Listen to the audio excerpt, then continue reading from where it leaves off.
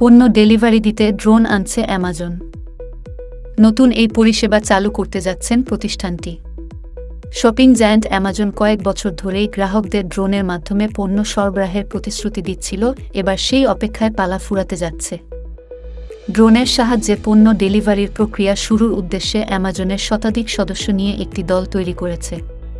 সেখানে বিজ্ঞানী, ইঞ্জিনিয়ার, মহাকাশ গবেষক ও পরিকল্পনাকারী ছিল বেশ কয়েকজন।